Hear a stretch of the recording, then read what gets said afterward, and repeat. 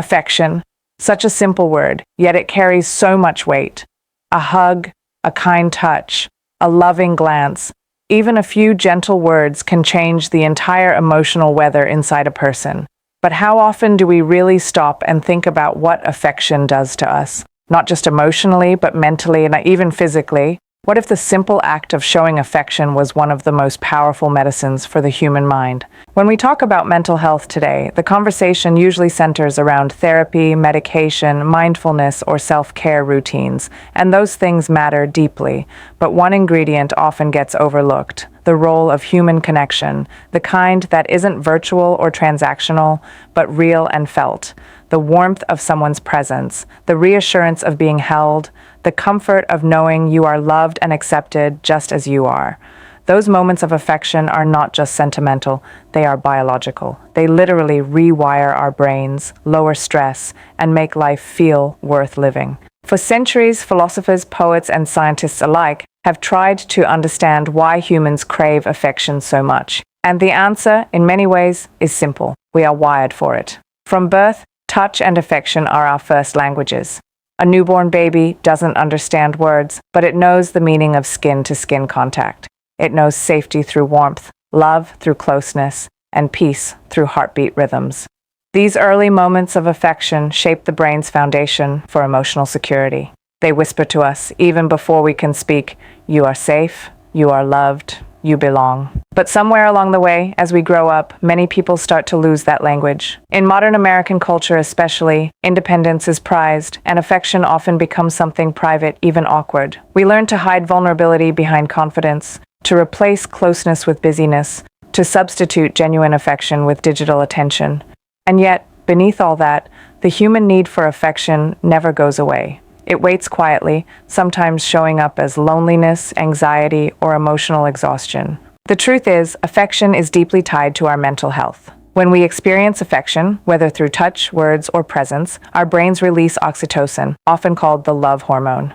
Oxytocin has remarkable effects. It reduces levels of cortisol, the stress hormone. It lowers blood pressure. It calms anxiety. It even helps the body heal. It tells the brain, "You're not alone. You're supported." And in a world that often feels disconnected, that message is vital. Without it, our mental health begins to fray. Have you ever noticed how comforting it feels when someone simply puts a hand on your shoulder or hugs you during a hard moment? It's not just emotional, it's chemical. The body relaxes, the heart rate slows, the mind softens. It's like the world briefly stops spinning so fast and everything inside finds balance again. That's the power of affection. It restores us. But when affection is missing, when people go days, weeks, even years without meaningful touch or emotional closeness, the effects are profound. Studies have shown that touch deprivation, sometimes called skin hunger, can lead to higher levels of depression, anxiety, and loneliness. People become more irritable, more withdrawn, more disconnected from themselves and others. Their sleep suffers. Their immune systems weaken. Their sense of belonging fades. And over time, they begin to feel like ghosts, moving through their own lives, present but unseen. It's heartbreaking because this deprivation is often invisible. In America, millions of people live surrounded by others, yet feel isolated. They work in offices full of people, but have no one to confide in. They live in cities full of strangers, yet go home to empty apartments. They scroll endlessly through social media, surrounded by images of connection, but experience none themselves. Affection, once a natural part of daily life, has become something people have to consciously seek out or even pay for, and the mind suffers for it. Now, affection doesn't always mean physical touch. Emotional affection, kind words, validation, presence, can have similar effects. When someone listens to you without judgment, when they make you feel valued and understood, when they show care for who you are, that's affection too. It feeds the same parts of the brain that crave connection. It builds resilience against depression and emotional distress. It reminds you that your story matters. There's a famous experiment by psychologist Harry Harlow that illustrates this power in a painful but unforgettable way. He studied baby monkeys separated from their mothers. Some were given a wire mother that provided milk, while others had a soft cloth mother that offered no food but felt warm and comforting. The baby monkeys almost always chose the soft mother, even though it couldn't feed them. They clung to it, seeking comfort and safety.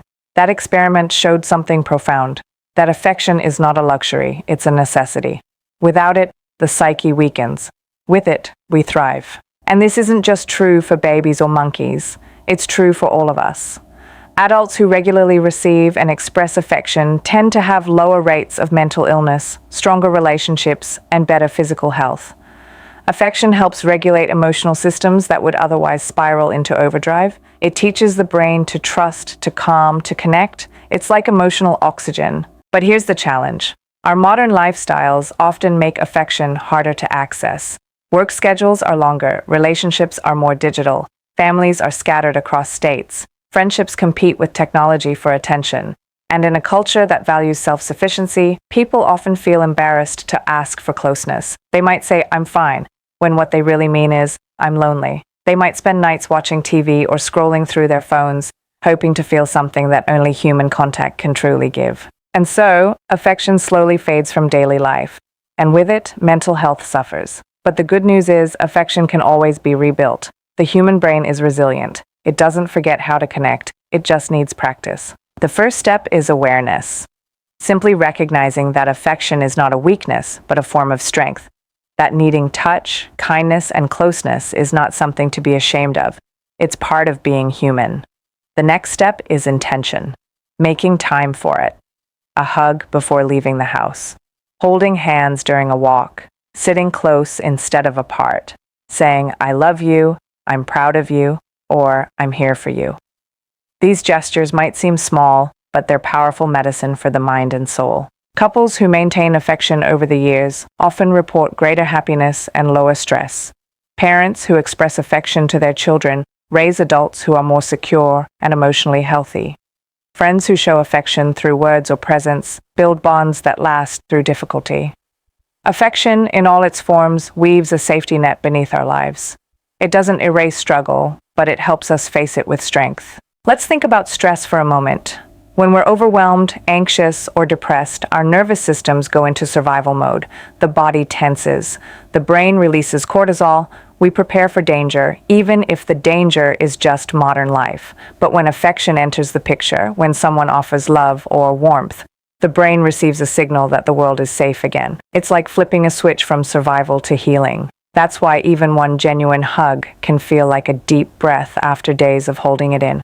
There's also a connection between affection and self-worth. When people grow up without affection, they often internalize the belief that they're unlovable or unworthy. That belief can shadow them into adulthood, affecting relationships, confidence, and even career choices. But affection over time can rewrite that story. Being consistently loved, touched, or cared for teaches the brain a new truth. I matter, I'm enough, I'm worthy of connection. And when that message sinks in, mental health improves, confidence grows, anxiety eases, life feels safer. Of course, not everyone finds affection easy. For some, it's tied to past trauma or fear. They may have been hurt when they were vulnerable or rejected when they showed emotion. For them, affection feels dangerous, but even then, healing is possible. Therapy, self-compassion, and slow, safe connections can rebuild the ability to give and receive affection. The heart learns to open again, cautiously at first, then more freely. We should also talk about how affection connects to physical touch in a society that often confuses touch with sexuality. In America, many adults, especially men, are starved for platonic affection. A simple hug, a pat on the back, or a comforting touch can feel taboo. But not all touch is sexual. It can be nurturing, grounding, and human. Cultures that embrace touch as part of daily life often report lower stress and greater happiness. Maybe it's time America remembered that lesson, that safe, consensual, compassionate touch is not something to fear, but something to value. Imagine a world where workplaces encouraged empathy instead of burnout, where families made time to hug, laugh, and sit together without screens, where friends weren't afraid to say, "I care about you." What would that do to the national mental health crisis? Maybe it wouldn't solve everything, but it would make a powerful difference. Because when affection becomes normal again, healing follows. It's also important to show affection toward ourselves. Self-affection, through kind self-talk, mindfulness, or self-care, is another form of emotional nourishment. When we speak gently to ourselves, when we comfort our own hearts instead of criticizing them, we strengthen mental resilience. We become our own safe space. That doesn't replace human affection, but it complements it. It helps us carry compassion into every relationship. And affection isn't only reactive, it's preventative. It protects mental health before problems arise.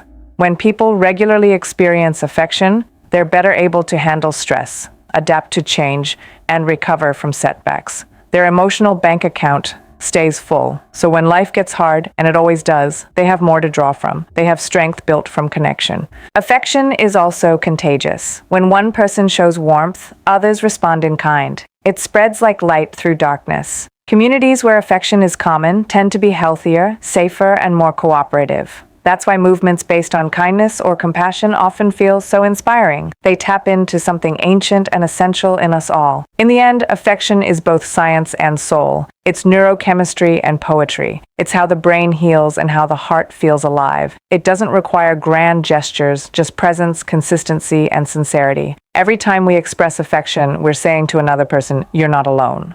And that message might be the most powerful mental health intervention we have. So, what does this mean for you, for us, for this culture we live in? It means that healing mental health isn't just about therapy or medication. It's also about human warmth. It's about creating lives where affection isn't rare, but routine. Where saying "I love you" isn't awkward, but natural. Where hugs are given freely, kindness is spoken often, and touch is treated as sacred. Imagine your own life for a moment. How often do you give or receive affection? How often do you reach out, hold a hand, say a kind word, or just listen fully? And how might your life change if you did it more often? If affection became a daily habit, not a rare luxury, how would it change your stress, your mood, your relationships? Maybe we all underestimate how much affection matters. Maybe we forget that beneath our busy schedules and digital distractions, we're still just human beings. Wired for touch, built for connection, designed for love. Maybe we don't need more screens or more things or more status. Maybe what we need most is each other. So tonight or tomorrow or whenever you can, try something simple. Hug someone a little longer. Look someone in the eyes and really see them. Tell someone you appreciate them. These are small things, but they carry the power to transform hearts and minds. Because in the end, affection isn't just about love, it's about survival. It's about giving our minds the safety they need to rest, to grow, to heal. It's about reminding each other that life is not meant to be lived alone. And maybe, just maybe, that's the most important mental health message of all. So let me ask you, when was the last time you really felt loved? When was the last time you showed affection without holding back? How might your life feel if you made it a priority again? What if, in a world obsessed with speed and success, you chose to slow down and care? What if the secret to happiness isn't something to find, but something to give? Maybe the path to better mental health isn't hidden in complexity. It's written in our hearts. Maybe it's as simple and as powerful as affection,